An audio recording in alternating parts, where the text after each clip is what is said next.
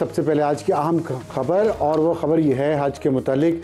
पिछले साल आपको याद होगा कि बहुत सारे हाजी हज करने से रह गए थे। हाजी नहीं, लेकिन जो चाह रहे थे हज पे जाना वो रह गए थे, क्योंकि प्राइवेट ऑपरेटर्स ने मिस मैनेज किया था और हुकूमत भी प्राइवेट ऑपरेटर्स का छोड़ा हुआ कोटा टाइम पर इस्तेमाल नहीं कर सकी थी। इस दफ़ा वजारत मजहबी अमूर ने सख्त वार्निंग जारी कर दी है तमाम प्राइवेट हज ऑपरेटर्स को, और उन्हें कहा गया है, यह खबर है समा के नुमाइंदे उस्मान जावेद मलिक की, और उनके मुताबिक 31 दिसंबर तक, ये जो इसी महीने की 31 तारीख तक सऊदी अरब में मुतल्लिका अकाउंट्स में तमाम पैसे जमा करवा दिए जाएं। ये प्राइवेट हज ऑपरेटर्स को हिदायत की है वजारत हज ने, और हज पैकेज की 100% रकम बर वक्त जमा करवाना लाजमी होगी।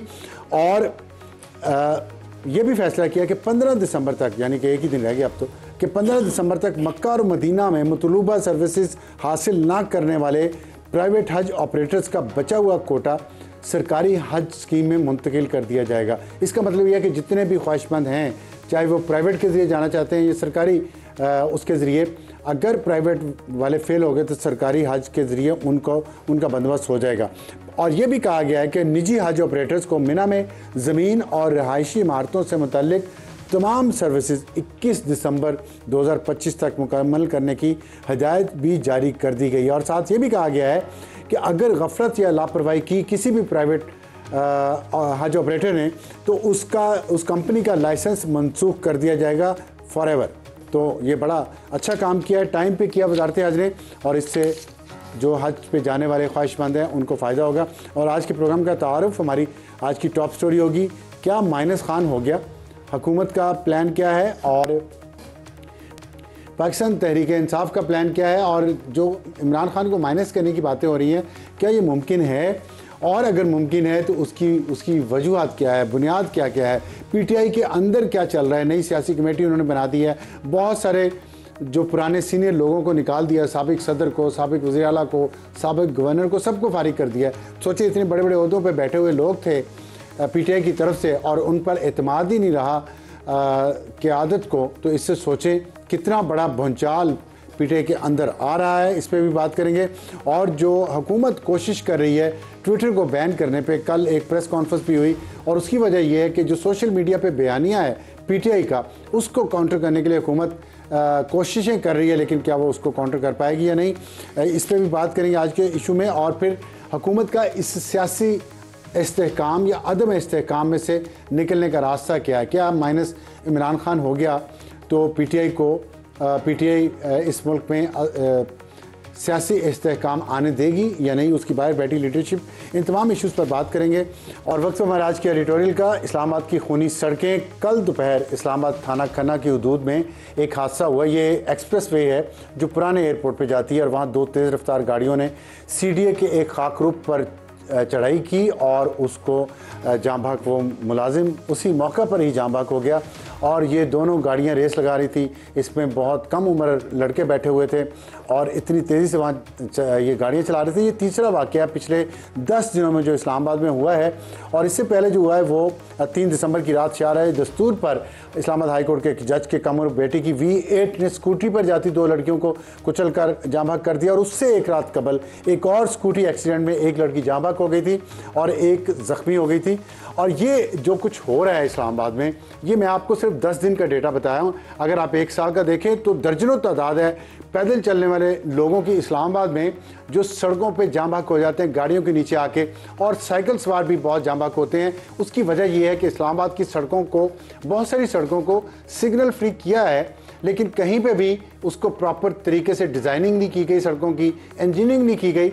और वजह यह है कि सिर्फ हमारा दिमाग, हमारे जो करता धरता है इस्लामाबाद को, उनका दिमाग सिर्फ गाड़ियों के लिए चलता है, और उन्हीं के लिए सड़कें बनाई जाती हैं। ना पैदल लोगों के लिए सड़कों पे एक सहूलत है, ना मोटरसाइकिल सवारों के लिए अलग से लेन्स हैं उनकी कि जहाँ पे वो गाड़ी चलाएं, ना ही वो ट्रैफिक को डिस्टर्ब करें, ना ही गाड़ियाँ उन्हें कुचलें। और फिर ओवर स्पीडिंग। मैं आपको बताना चाहता हूँ असल मसला क्या है। सिर्फ 630 लोग हैं ट्रैफिक पुलिस के इस्लामाबाद में, 630 लोग, 25 लाख आबादी है इस्लामाबाद की, और पाकिस्तान का सबसे तेज़ी से फैलता हुआ शहर इस वक्त इस्लामाबाद है, कराची, लाहौर या फैसलाबाद नहीं है। लेकिन यहाँ पे इतनी नाहल और नालायक है इंतज़ामिया कि ट्रैफिक पुलिस के ये 630 जो लोग हैं, इसमें से भी बहुत सारे लोग VIP ड्यूटीज़ पर होते हैं और ट्रैफिक बिल्कुल बेलगाम है इस्लामाबाद में। आप कहीं से भी सिग्नल तोड़ दें, उल्टी साइड से आए, कोई आपको नहीं पूछेगा। और जो 25 लाख आबादी में 17 लाख गाड़ियाँ कारें सिर्फ इस्लामाबाद में रजिस्टर्ड हैं, ट्रक बसें उसके अलावा हैं, और 4.5 लाख मोटर बाइक्स यहाँ पे रजिस्टर्ड हैं, और 10 लाख मोटरसाइकिल मज़ीद रावलपिंडी से इस्लामाबाद में आते हैं और जाते हैं। और ये सब कुछ इन सड़कों पे हो रहा है। और यहाँ पे इसका इलाज क्या निकाला कि आप ई टैग लगा लें। ई टैग लगा के एक दिन तजर्बा किया फैज़ाबाद पे, जहाँ से रोज़ाना 5 लाख व्हीकल्स रोज़ाना फैज़ाबाद के उससे गुजरती हैं, और वहाँ पे इतनी लंबी लाइन लगी कि 10 किलोमीटर लंबी लाइन लग गई ई टैग को पढ़ने के लिए। अगर 2 सेकंड चाहिए एक गाड़ी पे, तो कुछ सोच रही है, कुछ समझ रही है, बट ठेके दो, इसको ठेका दे दो, उसको ठेका दे दो, लेकिन जो रियल प्रॉब्लम है सड़कों पे वो हल नहीं हो रहे। इसलिए इस्लामाबाद जो पाकिस्तान का फेडरल कैपिटल है, इसकी सड़कें खूनी सड़कें बन चुकी हैं। और गंदगी का तो मैं बहुत दफ़ा कह चुका हूँ। पाकिस्तान में इस्लामाबाद में CDA और पुलिस। सबसे पहले आज की अहम खबर, और वो खबर ये है हज के मुतालिक। पिछले साल आपको याद होगा कि बहुत सारे हाजी हज करने से रह गए थे। हाजी नहीं, लेकिन जो चाह रहे थे हज पे जाना वो रह गए थे, क्योंकि प्राइवेट ऑपरेटर्स ने मिस मैनेज किया था और हुकूमत भी प्राइवेट ऑपरेटर्स का छोड़ा हुआ कोटा टाइम पर इस्तेमाल नहीं कर सकी थी। इस दफ़ा वजारत मजहबी अमूर ने सख्त वार्निंग जारी कर दी है तमाम प्राइवेट हज ऑपरेटर्स को, और उन्हें कहा गया है, यह खबर है समा के नुमाइंदे उस्मान जावेद मलिक की, और उनके मुताबिक 31 दिसंबर तक, ये जो इसी महीने की 31 तारीख तक सऊदी अरब में मुतल्लिका अकाउंट्स में तमाम पैसे जमा करवा दिए जाएं। ये प्राइवेट हज ऑपरेटर्स को हिदायत की है वजारत हज ने, और हज पैकेज की 100% रकम बर वक्त जमा करवाना लाजमी होगी। और ये भी फैसला किया कि 15 दिसंबर तक, यानी कि एक ही दिन रह गया अब तो, कि 15 दिसंबर तक मक्का और मदीना में मतलूबा सर्विसेज हासिल ना करने वाले प्राइवेट हज ऑपरेटर्स का बचा हुआ कोटा सरकारी हज स्कीम में मुंतकिल कर दिया जाएगा। इसका मतलब यह है कि जितने भी ख्वाहिशमंद हैं, चाहे वो प्राइवेट के ज़रिए जाना चाहते हैं या सरकारी उसके ज़रिए, अगर प्राइवेट वाले फेल हो गए तो सरकारी हज के ज़रिए उनका बंदोबस्त हो जाएगा। और ये भी कहा गया है कि निजी हज ऑपरेटर्स को मिना में ज़मीन और रहायशी इमारतों से मुतल्लिक तमाम सर्विसेज 21 दिसंबर 2025 तक मुकम्मल करने की हिदायत भी जारी कर दी गई है। और साथ ये भी कहा गया है कि अगर गफलत या लापरवाही की किसी भी प्राइवेट हज ऑपरेटर ने, तो उस कंपनी का लाइसेंस मनसूख कर दिया जाएगा फॉर एवर। तो ये बड़ा अच्छा काम किया है, टाइम पे किया वजारत हज ने, और इससे जो हज पे जाने वाले ख्वाहिशमंद हैं उनको फ़ायदा होगा। और आज के प्रोग्राम का तारुफ हमारी आज की टॉप स्टोरी होगी, क्या माइनस खान हो गया, हुकूमत का प्लान क्या है, और पाकिस्तान तहरीक इंसाफ का प्लान क्या है, और